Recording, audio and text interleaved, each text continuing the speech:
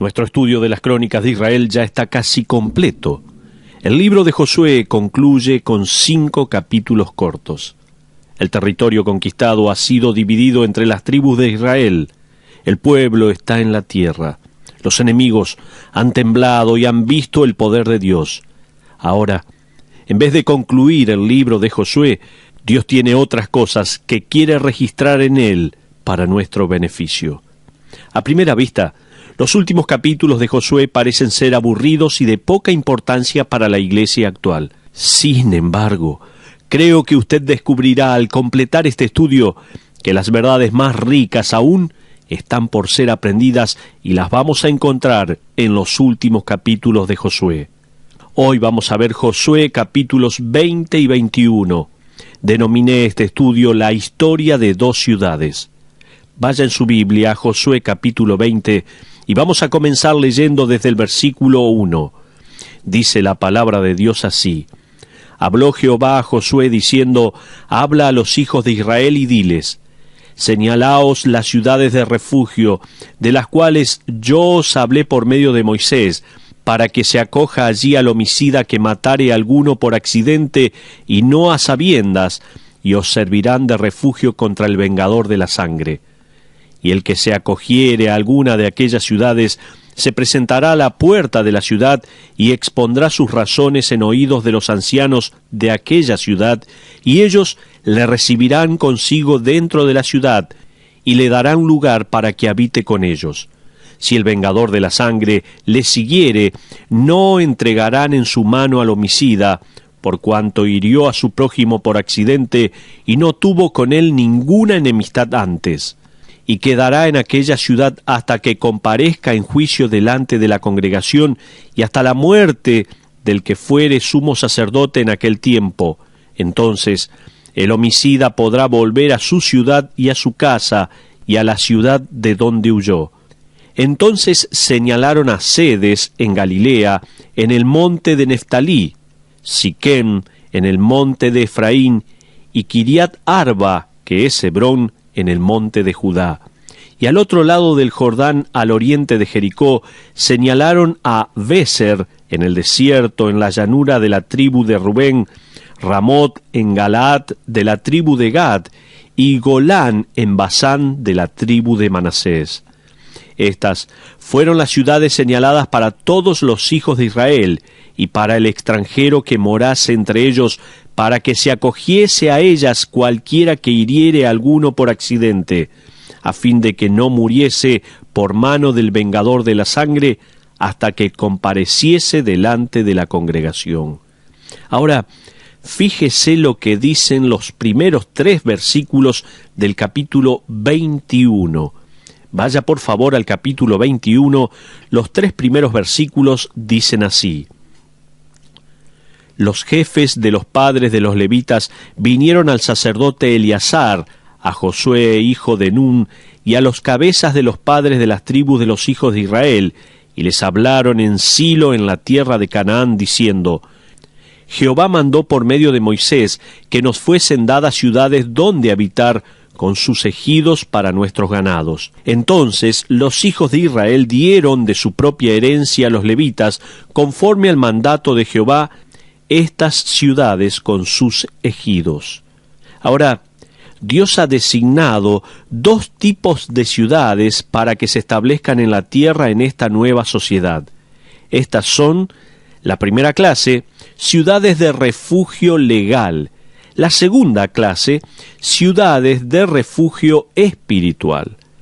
Veamos las ciudades de refugio espiritual. Primero vamos a ver las ciudades de refugio espiritual que vemos en el capítulo 21 de Josué. Todos los eventos del capítulo 21 que acabamos de leer podrían llamarse Operación Saturación. Dios quería literalmente saturar esta tierra con la presencia de los levitas. Él designa 48 ciudades que pasarían a ser lugares de enseñanza, lugares de teología, de consejo y también de predicación y adoración. Los levitas serían los maestros, los que contarían las hazañas y los predicadores en esta nueva tierra. Estas ciudades serían el centro de este tipo de refugio espiritual. Se ha estimado que nadie en la tierra viviría a más de 15 kilómetros de una de estas ciudades de refugio espiritual. Eso significa que por lo menos un hombre capacitado en la enseñanza, la predicación y la consejería estaba a disposición de cada israelita. Evidentemente, estas ciudades eran muy importantes para la gente. De hecho, fíjese nuevamente en Josué 21, 2 y 3. Allí tenemos la indicación que la gente tuvo tiempo de olvidar este mandato de Dios a Moisés y repensarlo. Luego, cuando los hijos de Aarón y los sacerdotes, que ahora servirían como maestros, predicadores y consejeros, vienen a pedir, el pueblo sin vacilar le da 48 ciudades con terrenos para pastura. En otras palabras, la gente dio generosamente a los levitas. Esto era de gran beneficio para el pueblo israelita porque permitía la presencia de la palabra de Dios en la tierra. También permitía que toda la gente en la tierra tuviera acceso a personas que pudieran ayudarlos. Estas ciudades eran lugares de refugio espiritual.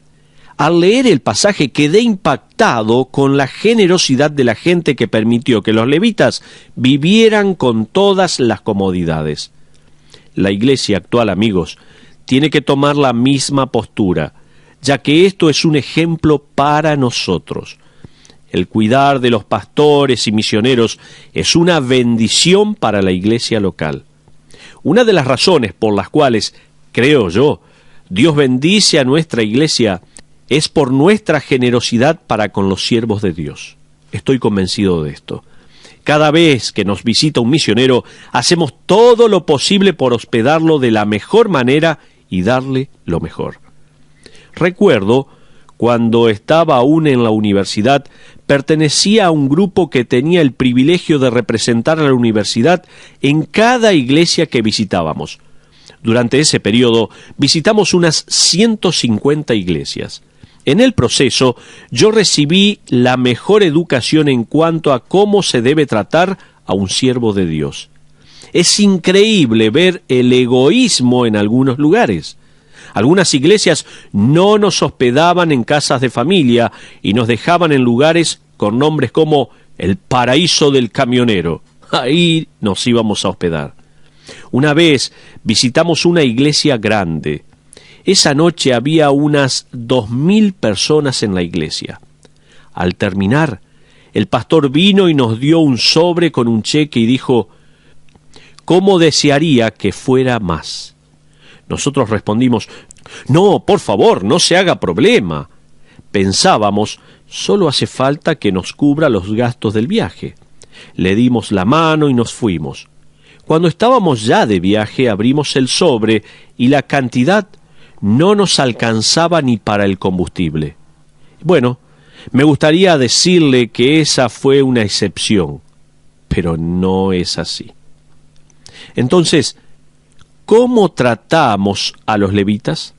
¿Cómo tratamos a aquellos que han sacrificado sus vidas para servir en la línea de batalla? Debemos regirnos por los principios de Josué 21 y ser generosos. Hay 3 principios en este capítulo que son vigentes en la actualidad. Los principios son generosidad, urgencia y honor. Pero pasamos a las ciudades de refugio legal ahora en este momento del estudio. Quiero mostrarle algunas cosas.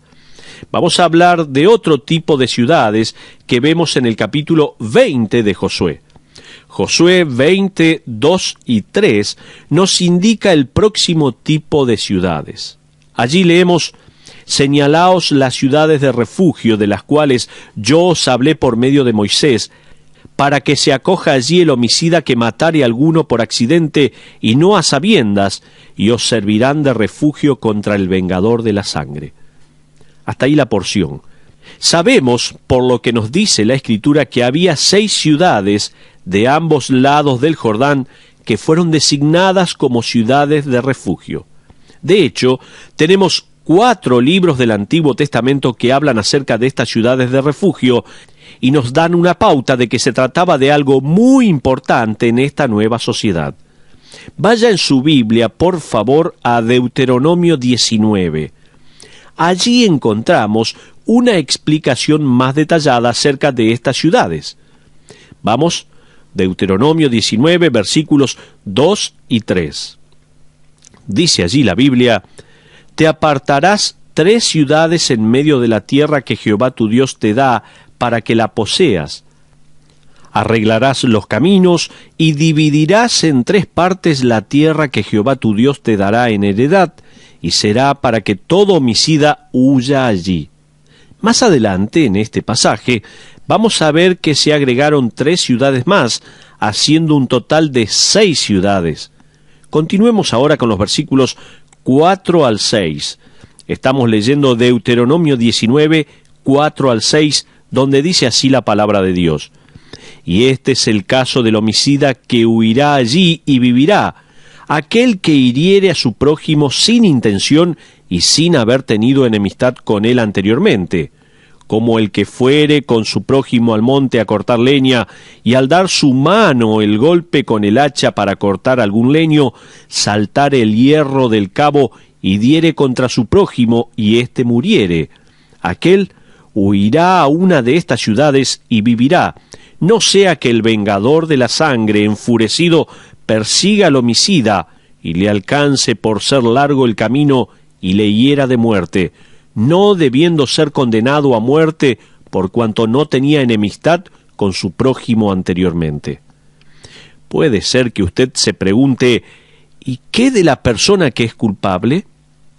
En la tierra de Canaán había templos de dioses paganos que se usaban para acoger criminales. ¿Los israelitas van a hacer algo parecido? Fíjese lo que dice Deuteronomio 19, 11 y 12 ahora. Dice allí la palabra: «Pero si hubiere alguno que aborreciere a su prójimo, y lo acechare, y se levantare contra él, y lo hiriere de muerte, y muriere, si huyere a alguna de estas ciudades, entonces los ancianos de su ciudad enviarán y lo sacarán de allí, y lo entregarán en mano del vengador de la sangre, para que muera». Ahora, el vengador de la sangre era alguien designado por la familia, el clan o la tribu de la víctima. El vengador debía buscar al asesino. Su propósito no era decidir si la muerte había sido intencional o no. Él debía vengar a la familia por la muerte del familiar. No era tanto venganza, sino más bien una retribución en este sistema primitivo de la ley. El asesino tenía una esperanza. Tenía que llegar a una ciudad de refugio antes de ser alcanzado por el vengador. Si lograba llegar a una ya sin aliento, presentaría su caso a los ancianos de la ciudad. Luego, los ancianos llevarían a cabo un juicio. Si el asesino era inocente, se le permitiría vivir en la ciudad de manera segura. Si era culpable, sería entregado al vengador. Ahora, al leer este pasaje fui conmovido por las similitudes entre las ciudades de refugio y la persona de Cristo. También hay diferencias. Voy a emplear el resto de este tiempo juntos para cubrir varios puntos al respecto. Punto número 1, como siempre le animo a hacerlo, tome nota. Las ciudades de refugio fueron designadas por Dios mismo, no fueron determinadas por los israelitas. ¿Escuchó? Estas ciudades de refugio fueron designadas por Dios mismo. De la misma manera que Dios designaba una ciudad de refugio, un lugar seguro para la persona que era perseguida por el vengador, Él escogió a su Hijo desde antes de la fundación del mundo y designó que Él muriera para ser el refugio de toda la humanidad, de todos los que huyeran hacia Él. Ahí hay una similitud. Otra más, número 2. Las ciudades de refugio proveían protección del vengador. Puedo imaginarme en aquella época un hombre corriendo por su vida. Él estaría mirando constantemente hacia atrás a ver si alguien lo seguía. No se tomaría el tiempo ni para dormir o comer, sino que correría hasta alcanzar una de estas ciudades. Era algo urgente. Mi amigo, toda persona que corre hacia Cristo está corriendo por su vida. Esta es la persona que ha dejado de lado cualquier ilusión de seguridad y reconoce que está siendo perseguida. Corre hacia la ciudad de refugio que es Jesucristo. Mientras tanto, el vengador, que es el león rugiente, busca devorar su alma. Otra similitud, número 3, era el deber del judío guiar e indicar claramente a dónde se encontraba la ciudad de refugio. Deuteronomio 19 nos dice que los israelitas debían construir caminos que condujeran a las ciudades de refugio. Ahora, esto no se aplicaba a las demás ciudades del territorio, solo las ciudades de refugio debían tener un camino. ¿Por qué? Para facilitar lo máximo posible que las personas lleguen hasta allí. En los libros de historia leemos que los israelitas tenían que construir puentes y allanar el camino para que los perseguidos pudieran tomar el camino más rápido para llegar a la ciudad de refugio. En mi investigación aprendí que cada cruce de caminos importantes tenía que tener algún hito o señal indicando la dirección de la ciudad de refugio más cercana. Cuando la persona venía corriendo y llegaba al cruce, se encontraría con un cartel con la palabra refugio. Los libros y la arqueología dan cuenta que estos carteles tenían que ser vistos por una persona que venía corriendo a prisa. También aprendí que muchas de las ciudades de refugio designaban a alguien que se quedaba afuera vigilando por si alguien venía corriendo, para así guiarlo hasta la ciudad y darle ánimo. Amigos, ¿se dan cuenta del paralelo que hay con nuestra responsabilidad actual? Nosotros construimos señales para la gente, construimos puentes y carteles que dicen: corra por su vida, Jesucristo es la seguridad y yo puedo mostrarle cómo llegar a Él. ¿Se da cuenta? Otra similitud, la número 4. Las puertas a las ciudades de refugio no se debían cerrar nunca. Me encanta este pensamiento. Comprenda que esto es muy fuera de lo común en aquella época, porque en aquel entonces, por la noche, las puertas se cerraban.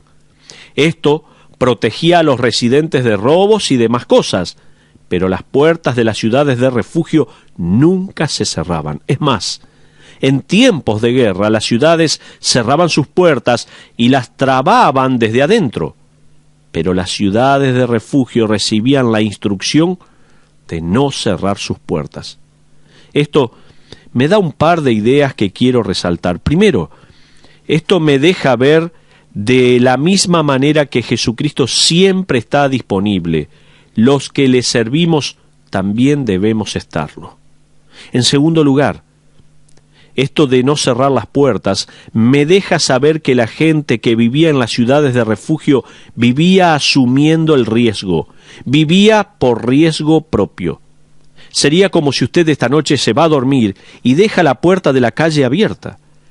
Los residentes de estas ciudades estaban dispuestos a correr riesgos por la seguridad de una sola persona, que en ese momento, en la oscuridad de la noche, podría estar corriendo por su vida. Yo me pregunto, ¿qué arriesgamos nosotros por la causa de Cristo? Vamos, una similitud más. Número 5. Las ciudades de refugio tenían que estar ubicadas en lugares elevados. Es interesante que se requería que estas ciudades estuvieran construidas en montes o laderas. ¿Por qué? Para que pudieran ser vistas con facilidad. ¿Se da cuenta? Las ciudades de refugio tenían que estar disponibles y accesibles. A veces me pregunto si Jesús no tenía esto mismo en mente cuando les dijo a los discípulos que tenían que ser como una ciudad ubicada en un monte. Es algo fascinante pensar que nosotros, en un sentido, podemos representar una ciudad de refugio al indicar el camino hacia nuestro Salvador. Una similitud más. Número 6. Las ciudades de refugio estaban disponibles a todo el mundo. Sería fácil no ver esto. Al leer el pasaje de Josué, Deuteronomio y Números capítulo 35, pero las ciudades de refugio no estaban disponibles solo para los israelitas, sino también para los gentiles. Cualquiera podía correr y encontrar seguridad y protección allí. De la misma manera, hoy el Evangelio es para todos, gentiles y judíos, ricos o pobres, blancos o negros, educados o no. Jesucristo lo dejó muy en claro al decir, todo aquel. La palabra de Dios en Hebreos 6:18 habla de los que hemos acudido para asirnos de la esperanza puesta delante de nosotros. Los que hemos acudido para asirnos de la esperanza puesta delante de nosotros. Mi amigo, hoy quiero dejarle bien en claro que si usted no tiene a Cristo, necesita entender que hay alguien buscando su alma. El vengador es ni más ni menos que Satanás. Y él lleva en su mano el arma más poderosa que existe, la muerte. De hecho, es tan poderosa que siempre toca a alguien. Y si Jesucristo no regresa antes a llevarse a su iglesia, todos nosotros vamos a experimentar la muerte, tal como leemos en Romanos 6:23, que la paga del pecado es muerte. La única esperanza, mi amigo, es que usted busque la ciudad de refugio y acuda a Cristo, el que quitó el aguijón de la muerte y la venció, el que destruyó el arma más fuerte del adversario para que usted pueda vivir seguro para siempre. Si usted no tiene a Cristo, es una víctima del vengador. Una historia cuenta de un beduino que vivía en Arabia y uno de sus siervos fue al mercado a comprar víveres para el clan y se encontró con algo. Él reconoció que se trataba de la muerte y salió corriendo. Al llegar a su amo le pidió que le diera el caballo más rápido y le dijo, «Por favor, me acabo de encontrar con la muerte, debo huir, me voy a Samaria». El amo le dijo que sí, ¿cómo no? Y el siervo se marchó de Bagdad a toda velocidad hacia Samaria. El amo decidió ir en persona al mercado a comprar los víveres y mientras caminaba por la calle, al llegar a una esquina, también se encontró cara a cara con la muerte. Él sabía que no le había llegado la hora, así que le preguntó a esta muerte, «¿Por qué es que has espantado a mi siervo así?» La muerte le respondió, «Francamente, él me asustó a mí. Yo no esperaba verlo en Bagdad. Tengo una cita con él esta noche en Samaria». Hebreos 9:27 dice, «Está establecido para los hombres que mueran una sola vez y después de esto el juicio». Le pregunto, ¿está usted seguro? ¿Está usted preparado? Es un tema muy importante, es crucial. Mi amigo, si este sermón le ha impactado, si la segunda parte de nuestro estudio de hoy lo hizo sentir identificado, si está siendo perseguido y no tiene a Cristo, entonces no está seguro. En este mismo momento, usted puede arrepentirse e invitar a Cristo a su vida. Lo puede hacer ahora mismo. No tiene que hacerse miembro de una iglesia o bautizarse, no. Todo lo que tiene que hacer es reconocer su pecado, arrepentirse y decirle a Cristo, «Señor, necesito que me salves. Sé que soy un pecador y que no puedo salvarme por mis propios medios. Sálvame ahora mismo». Por favor, oremos. Señor, te pido por cada persona que ha escuchado este mensaje, para que los que no te conocen puedan ser hoy miembros de la familia de la fe. Gracias por la esperanza de los que creen y que es totalmente segura en Cristo Jesús. Te pido esto, en el nombre del Señor Jesús. Amén.